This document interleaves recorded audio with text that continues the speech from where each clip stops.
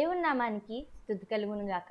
దైవవాకు అనే ఈ కార్యక్రమాన్ని వీక్షిస్తున్న మీ అందరికీ నా హృదయపూర్వకమైన వందనాలు తెలియజేస్తున్నాను. ఈరోజు వాక్య ధ్యానం కొరకు మత్తయి సువార్త 9వ అధ్యాయం 2వ వచనాన్ని మనం చదువుకుందాం. ఇదిగో జనులు పక్షవాయువుతో మంచము పట్టి ఉన్న ఒకని ఆయన యొద్దకు తీసుకొని వచ్చిరి. ఇక్కడ మనం చూసినట్లయితే యేసు ప్రభు వారు 3.5 సంవత్సరాలు పరిచర్య చేస్తూ ఉన్నప్పుడు ఎంతో మందిని స్వస్థపరిచారు.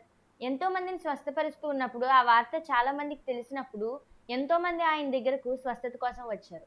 అయితే ఇక్కడ మనం చూసినట్లయితే ఒక పక్షవాయువుతో ఉన్న మనిషిని యేసు ప్రభు దగ్గరికి కొంతమంది తీసుకొని వచ్చారండి. మనం చూసినట్లయితే తన స్వస్థత కోసం అతను వచ్చే పరిస్థితుల్లో లేరు. అప్పుడు కొంతమంది అతన్ని తీసుకొచ్చారు. వారు తన స్నేహితులు కావచ్చు, తన బంధువులు కావచ్చు, తన ఊరివారు కావచ్చు. కానీ వారికున్న ప్రేమ, వారికున్న ఒక ఆలోచన, ఇతను స్వస్థపడితే బాగుంటుంది, ఇతడు స్వస్థపడితే బాగుంటుంది అన్న వారికున్న ఒక ఆలోచన మనం ఇక్కడ గమనించాలండి. ఎంతో మందితో మనం మన జీవితంలో కలిసి ఉంటాం. మనకి స్నేహితులు ఉంటారు, బంధువులు ఉంటారు. అయితే వారి పట్ల మనకు ఆలోచన ఎలా ఉంది? వారు బాగుపడాలన్న ఆలోచన మనకుందా? కొంతమంది ఉంటారండి, పక్కన వారు బాగుపడితే తట్టుకోలేని వారు చాలా మంది ఉంటారు. అయితే మనము దేవుని ఫాలో అవుతున్నప్పుడు, జీసస్ క్రైస్ట్ని మనం ఫాలో అవుతున్నప్పుడు దేవునిలో ఉన్న గుణగణాలను మనం కలిగి ఉండాలండి.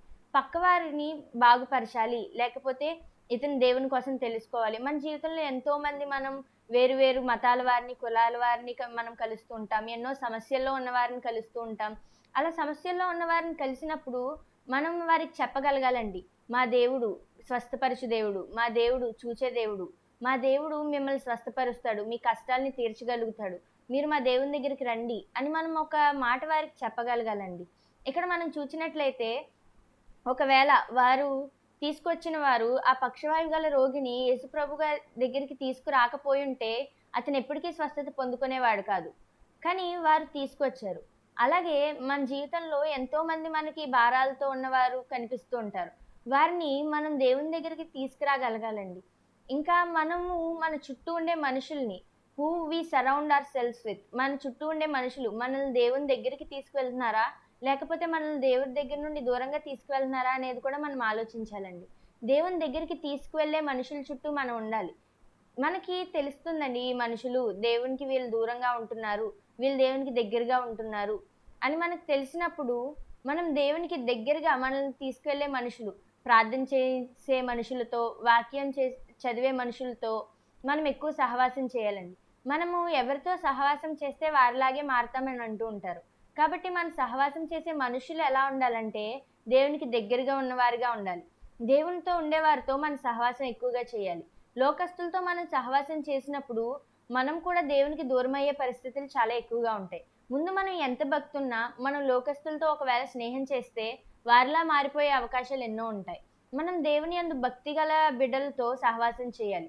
దేవుని యందు భక్తి గల వారితో మనము ఉండడానికి ప్రయత్నించాలి. మనం చూసినట్లయితే ఆంద్రేయ మరియు పేతురు వలలు పట్టుకుంటున్నప్పుడు యేసుప్రభు వారిని పిలిచినప్పుడు ఆంద్రేయ వెంటనే తన సహోదరునైన పేతురుని దేవుని దగ్గరికి తీసుకువెళ్ళాడు.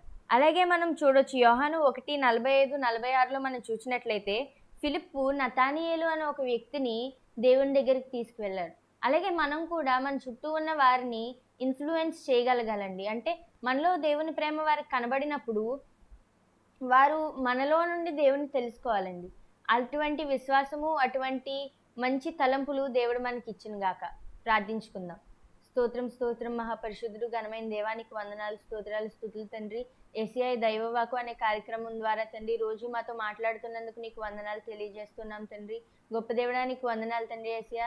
నీ దగ్గరకు తండ్రి ఏసయ్య మనుషులను నడిపించినట్లుగా తండ్రి ఏసయ్య మా మాటను మార్చమని అడుగుచున్నాం తండ్రి ఏసయ్య. మాలో తండ్రి ఏసయ్య నిన్ను రిఫ్లెక్ట్ చేసేలాగా తండ్రి ఏసయ్య మమ్మల్ని మార్చమని అడుగుచున్నాం తండ్రి ఏసయ్య. ఏ కష్టాల్లో ఉండి తండ్రి ఏసయ్య బిడ్డలు తండ్రి ఏసి దైవవాకు అనే కార్యక్రమాన్ని వింటూ ఉన్నారో తండ్రి ఏసయ్య సహాయం చేయండి తండ్రి. వారి కష్టాల నుండి వారిని విడిపించండి తండ్రి. వారి వ్యాధుల నుండి, బాధల నుండి వారిని విడిపించి తండ్రి వారికి సహాయం చేయమని యేసు దివ్యనామం అడిగి వేడుకుంటున్నాం మా పరమ తండ్రి. ఆమేన్.